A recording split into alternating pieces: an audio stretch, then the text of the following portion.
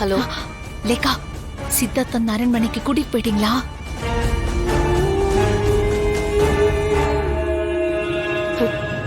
கூட்டிட்டு வந்தது மட்டும் இல்ல, இப்ப அவன் முழுசா வசியமாயிட்டான். நான் கீ கொடுத்த ஆடுற பொம்மை மாதிரி என் முன்னாடி இருக்கான்.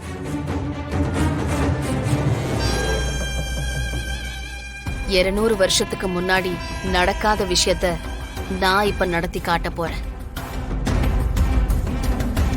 அப்புறம் சும்மா சும்மா போன் பண்ணிக்கிட்டு இருக்காத. ஏதாவது அவசியம் இருந்தா மட்டும் போன் பண்ணு.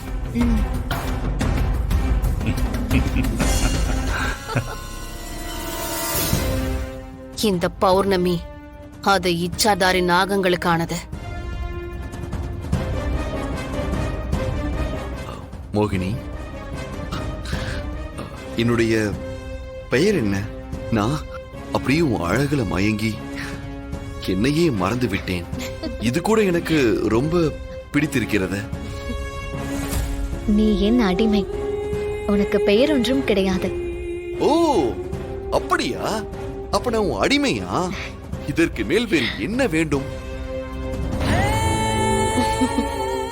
ஆமா, நீ முழுவதும் என் வசியத்துக்கு வந்து நான் சுயநினைவை இழந்தது போல ஆயிட்ட.